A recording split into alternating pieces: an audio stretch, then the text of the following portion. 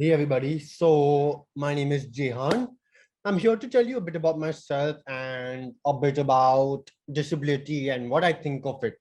So, who am I? I am 24 years old. I'm a student and I also do a little bit of work. I'm currently doing psychology at the master's level. I'll graduate next year. And I am a certified personal trainer, so I train people to get fit. That's basically it. So that's what I do a little bit about. Um, I'm deaf as well. Can you see? I have cochlear implant devices. So how did I get to this point? My parents found out that I had a hearing loss when I was a baby, like less than even 1 month old. And then we got myself fitted with hearing aids. We did auditory verbal therapy in order to get to where I am, to learn to listen and speak. At around 5.5 years old, I got my first cochlear implant on my right side, and then I got the second one on my left side. 10 years later, the gap should have been shorter, but that's okay. That's about it in terms of like my disability. I'm profoundly deaf. So when I remove my devices, I hear absolutely nothing, like 0% kind of sound. I have been fortunate to have been mainstreamed into school right from the start because my parents were of the idea, a good idea actually, that not to treat him any differently and we should be able to have the same experiences that everybody else has. That's number one. And I also did a lot of activities. So I did elocution, I played the piano, I played lots of sports. I finally settled on badminton. I've represented India in the deaf category. I've won a medal as well. The idea about mainstreaming that I have is that we often look at the wrong signs, not the wrong sign, but rather limited signs of what mainstreaming is. So on paper, when a child goes to school, that is not a special school. I don't like to use these terms. We think mainstream ho gaya. Done. We've achieved our goal. Yes, you have achieved the main goal, a very important and vital goal. But is the child able to communicate with their peers? I'm only talking about hearing loss point of view. Are they able to communicate with their peers effectively? Are they able to interact well? Are they isolated from their friends? All of these points have to be taken into account when we're talking about mainstreaming. Because while everything may look great on paper, the school says, yeah, totally, we are all disability, whoa, pro, and all of that. But in the classroom, how is the child? And that's a very important thing to take into account when we talk about mainstreaming as a concept.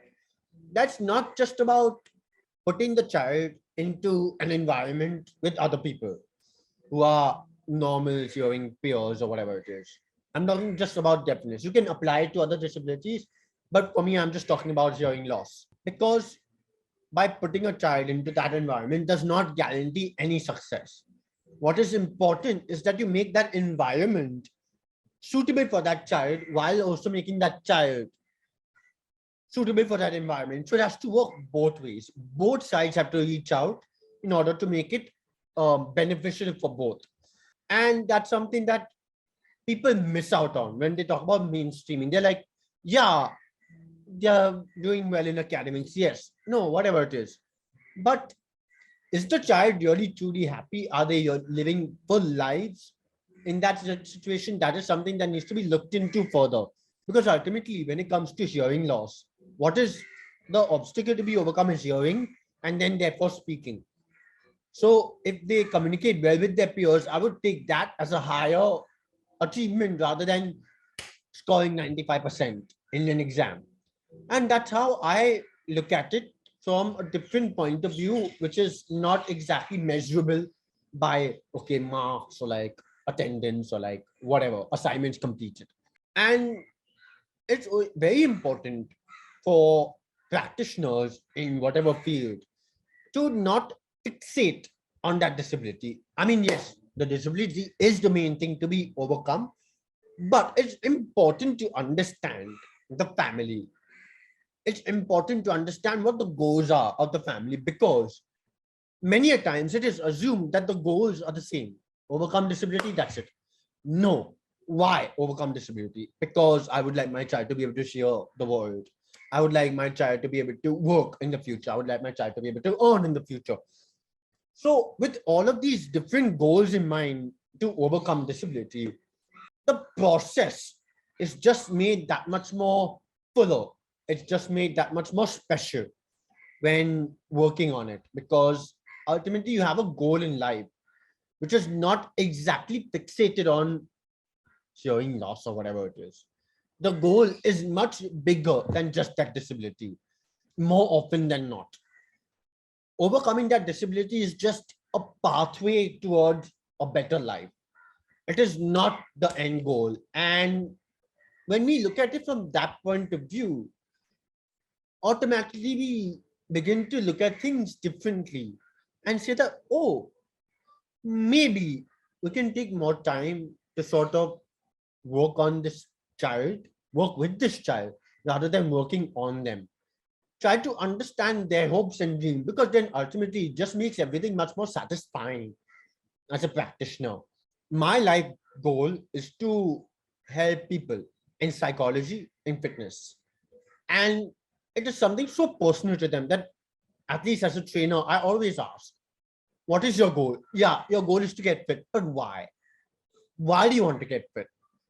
It just makes things much more clearer in my head and in their head as to why they're coming to me. And when they share that with me, I feel very touched and privileged to be with them in that journey.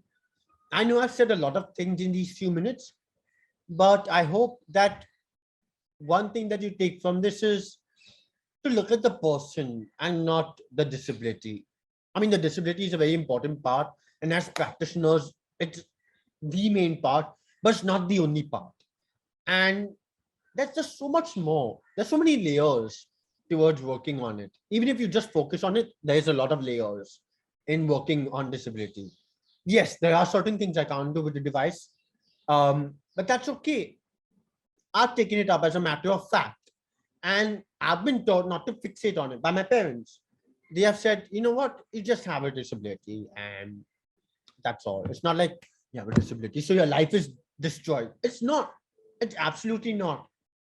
And with that attitude of it's a matter of fact and nothing to really fixate on, you can easily go ahead in life. Now, I know that this is not applicable for everybody, and so it's important to pick and choose where you apply this concept. And yeah, I really hope that something is taken from these this monologue of sorts. Have a wonderful day ahead. Take care. Bye.